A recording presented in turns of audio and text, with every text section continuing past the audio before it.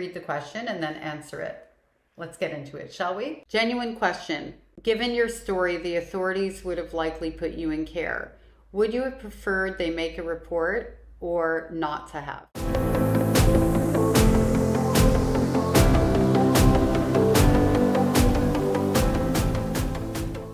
I had this experience when I was a child where, well, I kept running away from home. I was constantly running away from home. And I ended up in foster care for about 20 minutes, like almost literally. And I also ended up in juvenile hall. And what brings this to mind is this question. So I'm going to read the question and then answer it. Let's get into it, shall we? Genuine question. Given your story, the authorities would have likely put you in care. Would you have preferred they make a report or not to have? I can tell you 100% I would have preferred they made a report and taken me out of my house.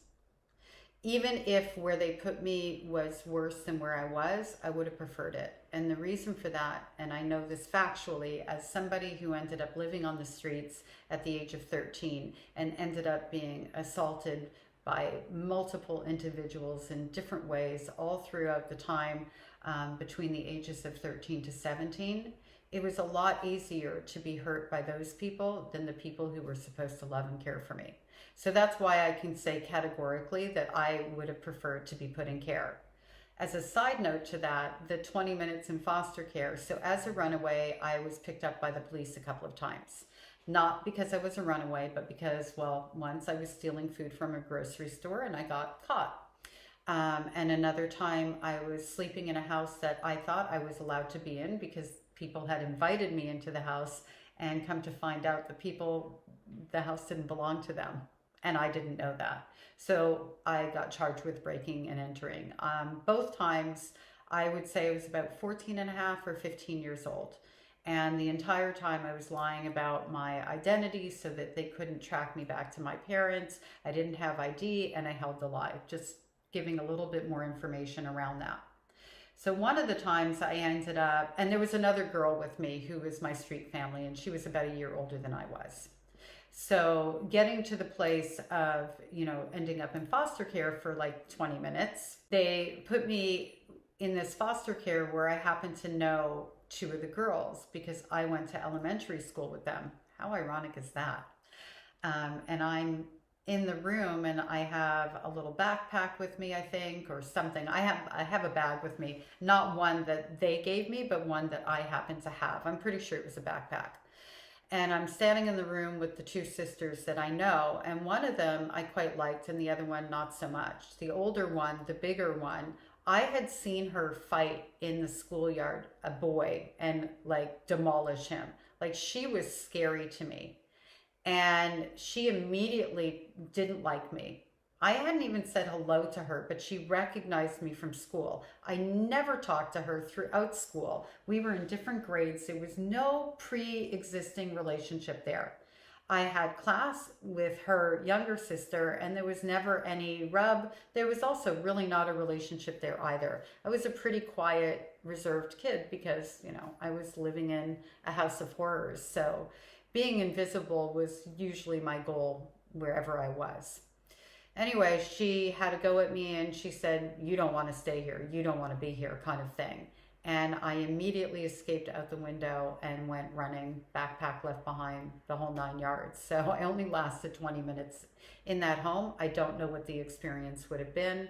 Although I think there would have been a lot of cleaning, which, okay, whatever, but not whatever. I mean, I'm a child who's been traumatized, and the first thing that the house mother had one of the other kids show me was the wheel of chores, and there were kids cleaning as soon as, there was a bunch of stuff going on where the kids were basically servants. I could tell that. And also the foster mom was sitting there in front of the TV with the TV tray in front of her, and obviously being served by the kids.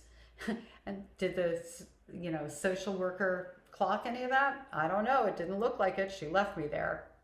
Still would have preferred that over the house that I had. Beyond that, I loved juvenile hall.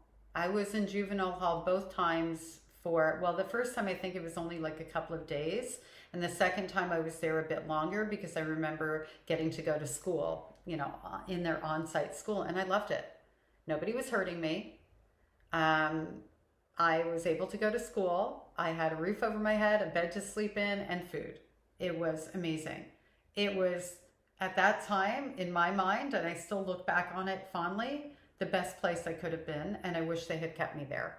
Do I think that there's a possibility I would have had some negative experiences? Well, sure, because, different kids were there for different reasons, but that still would have been better than the mother who was emotionally violating me day in and day out, and the grandparents who were doing what they were doing.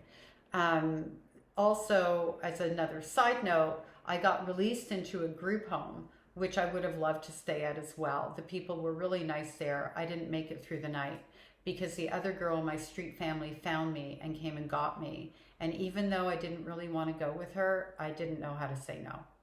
So that's the answer to your question.